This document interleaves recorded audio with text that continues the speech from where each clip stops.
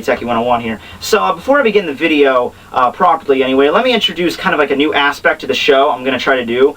And basically it all started, I got a comment over the weekend on my channel. And this comment was from the Rant Man, I can't really pronounce your name that well, dude, sorry. But he sent me a comment. It was a really well thought out comment. It was 2 paragraphs, basically an analysis of exactly what species the Von den Reich are. And he basically said that they were Quincy's, like human Quincy's that became hollows and then became Arancars and they still have their Quincy powers. They're like, so instead of a Zanpakuto, which most Arancars have, they steal their powers in a bow. So basically I read this and it was a really well thought out idea when I read it. I'm always thinking ideas for these opening skits, you know?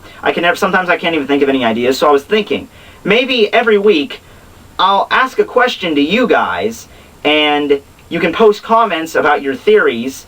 And then in the next video, I'll post the comments that I thought were the most, thought-provoking or the most interesting or the most plausible in the video. So, this would be kind of interesting for both of us. I can ask questions. My opening skits are filled, and you guys could get maybe your names in the video. I mean, I'm not that popular of a guy, but, it'd be interesting, at least in the slightest. So, he posted this answer, like what species the Von den Reich are. So, this week, for next week's question, let's go with something like, what were the Von den Reich doing this whole time? Why were they biding their time for so long? Like, let's say there really are Quincy's, their species was wiped out like 200 years ago or something like that. Why were they waiting this long to strike back? What were they doing this whole time? How did they come across the Shadow Palace? There's a question. You don't have to answer all those questions. Just come up with some kind of a theory or something. It doesn't have to be like a paragraph long. Just some like analysis of what's going on. And if I think it's interesting or provoking or whatever, I'll put it in the next video. So there you go. My opening skits are filled. You get your names in a video for I think 800 subscribers I have. Not that impressive, but something to do for a while. So okay, so that's that. Let's go to the intro.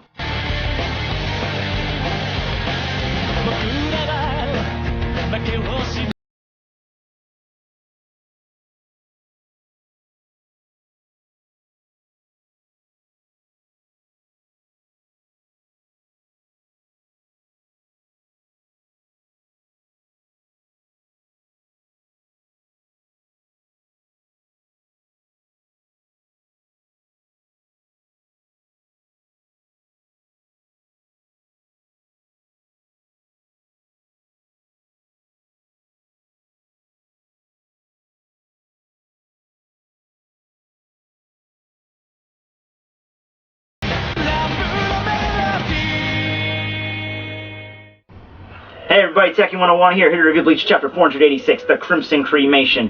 Has to be one of the coolest chapter titles I've seen in a while. It's a rare blend of, it actually makes sense, and it's a pretty cool title to begin with. So, just gotta say, I like the title, man. I like the title. That's on par with the Razor Edge Requiem thing, and the running gag with that was I could never say Razor Edge Requiem site. I mean, the first time the chapter came out, I think I called it Azor Edge Equidium, and I forgot the R because the R was huge. So the next video, I corrected myself by saying Razor Edge Requiem or something. I pronounced Requiem really weird. So Razor Edge Requiem. I know how it's pronounced, so we're good. Okay, moving on. So we start off with Nell crashing into Ichigo at Mach 7, and she states that Hueco Mundo was attacked. And Ichigo asks by who, but before Nell can respond, Pesce comes crashing down again at Mach 7 into the ground right next to him. And I love Ichigo's expression on his face right here, like his eyes basically bulbing out like a Hanna-Barbera cartoon character, like what the fudge is going on here? But, so Pesce crashes down, and then for like 3 or 4 panels we have jokes about seeing Pesce's crotch and ass, which, a little weird, gotta admit. But after we get all that, Pesce pops out and he finally states, Hueco Mundo was attacked. Nell already told me that, dude. Oh, well, it was attacked. So, yeah, interesting little intro there. So at least we got to see Pesce again. Once again, I always wondered about that. Like, I always assumed, whenever someone asked me, like, what do you think happened with Nell? Because they just left her there, like, out in the sand. And I said, well, I always figured that, Pesce and Don DeChalka just met back up with Nell, and they all lived happily ever after, basically. And I guess that's basically what happened until, the Von den Reich stormed in and turned Hueco Mundo into a police state and beat up Holly-Bell and kidnapped Don DeChalka. But until then, up until that point, they're living the life in Hueco Mundo. But, okay, so we cut back over to the Soul Society where we get a look at Chojiro's funeral, and as you can see, I am mourning him here as well. He's gonna miss you, buddy. You were never given a chance, you know? You were never given a chance. But anyway, so Byakuya is delivering his eulogy, and we finally get a look at what his middle name is. It's Chojiro Tadaoki Sasakibe. I think I'm pronouncing that right. And he states, he was a Shinigami meant to become a captain. Really? Okay. That's a little interesting little factoid. Never knew there. Kind of wish I would have known that when he was, you know, alive, but whatever. Moving on. He was also, according to the records, able to use his Bankai before Choraku and Ukitake were.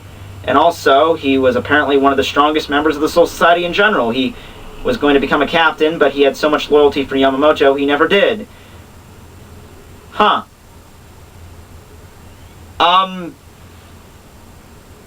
Okay, so, apparently, yeah, he was one of the strongest Shinigami. He was basically a genius. He mastered his Bankai before, are you kidding me, Kubo? Are you kidding me?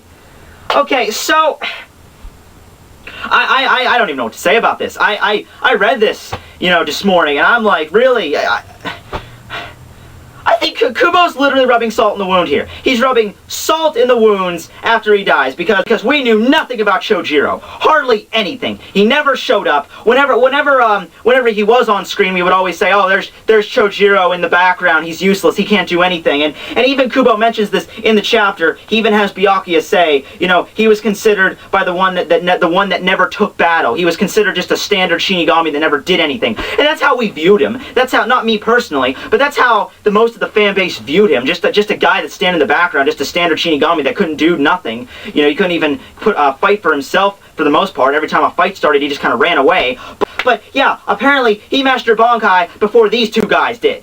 You know, these guys, the ones that are supposed to be some of the strongest Shinigami, if not the strongest, right behind Yamamoto and Unohana. These two are supposed to be the strongest, and Chojiro was stronger than them all along. It's like Kubo's rubbing salt in the wound here. And I say that because we knew nothing about him when he was alive. We knew nothing about his backstory. And after he dies, Kubo crams in all this backstory. Like, oh, yeah, I think this is what happened with Kubo, basically. How he came up with this idea here. So, he was like, okay, it's the final arc of Bleach. Shit's gonna get real. I gotta kill somebody off. Okay, who can I kill off that is not tantamount to the plot, but would still be kind of an impact? Chojiro. Okay, I could kill him off. He never does anything anyway. So he kills Chojiro off. And then he sits down, and then he starts thinking, alright, well, that death wasn't really impactful enough. Let's see here. Oh, okay, so at his funeral, I'm gonna cram in all this stuff that he was basically one of the strongest Shinigami ever, but we never found out about that because, you know, he's kind of fucking dead at this point. So we're just going to show all this stuff now, and that apparently makes it okay. Like, he was kind of a big deal, but we never saw he was a big deal. See, that kind of lessens the impact, Kubo. I mean, I'm not one to speak about great storyline process here because you're the mangaka. You've been doing this for 10 years or so. You know more about this than I do. But it really lessens the impact of a character when you change around his whole backstory after he dies. I mean, that's like saying, if I were to die right here, right now, in this review, which would be for like the second or third time, I think, and at my funeral, my eulogy read, Matthew Crawford always had the ability to fly, but he never did because that just wasn't his personality.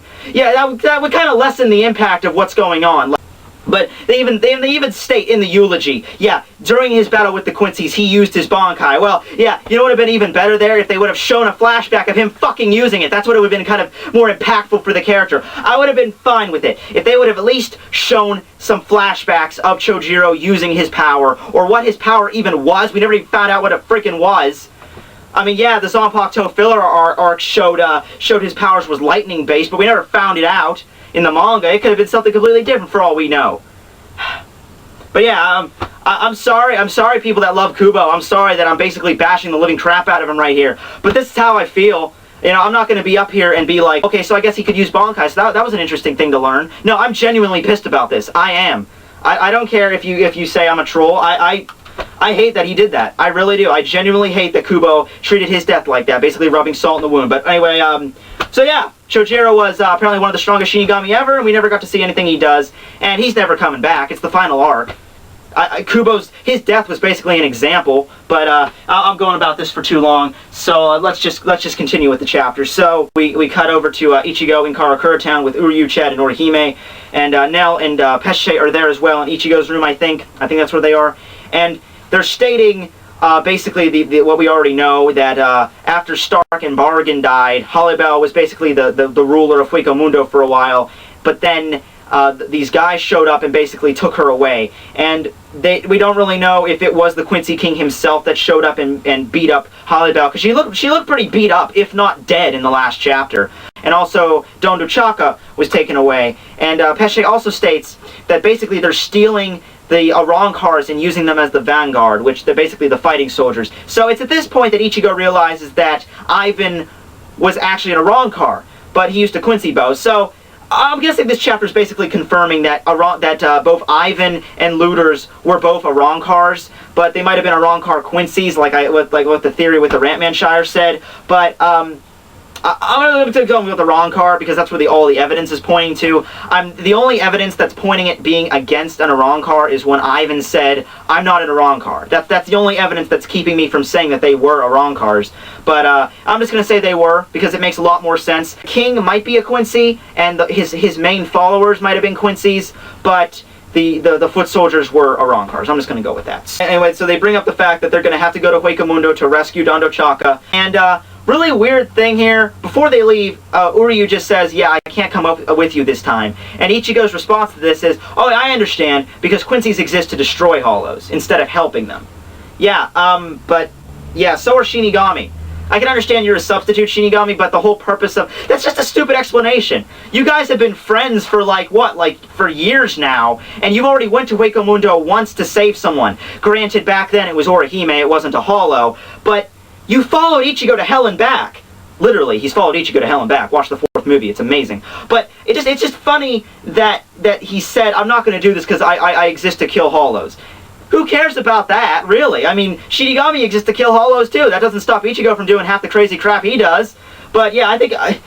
I understand this is kind of tantamount to the plot with Uryu being a Quincy and with the main villains anyway being Quincy's, but it's just a little bit confusing why he would say that to begin with. You think like they're best friends. It was like, "I'll follow you wherever, man. We've been through so much together anyway."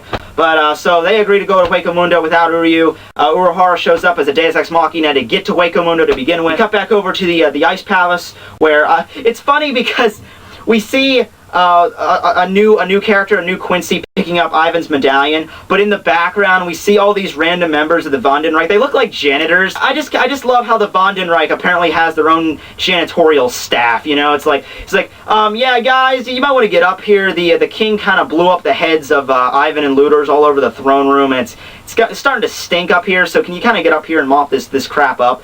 He states that Ivan couldn't capture his Bankai, and the king basically says that they'll get him eventually. Even the most hot-headed fools can be useful at times. And so he says, contact the... Oh, jeez, I don't know how to pronounce this. Actio Arme. Don't know how to pronounce that. Don't even know what language that is, really. Does not sound German to me.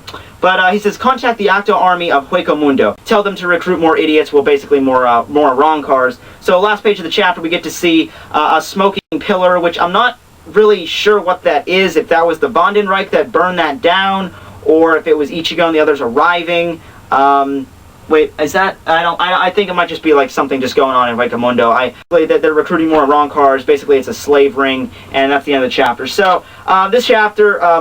like I said, I don't enjoy what Kubo did to Chojiro at all. I wasn't fine with him dying, but just the way he did that. He's like, he dies, and then he says all this great stuff about him that we're never going to get to see because he's dead. The idea that there are Arrancars finally, that makes sense to me. They're recruiting the indigenous people of this population to make them their slaves, which makes a lot of sense. The whole Uryu and Ichigo thing, it's being heightened more. There's definitely a reason why Uryu's not going to Hueco Mundo. I mean, not just the reason he gave in here, but also the reason that Kubo has for him, something with the Quincy's are going along. Like, think about it this way. If Ichigo and his gang are in Hueco Mundo, then Uryu's going to be all alone in the world of the living, which would make it perfect for him to meet the Quincy's. The Quincy's would make a meeting with him because he's all alone now. So this would make a lot of sense. So that's the end of it. Tekking101 signing out. See you guys.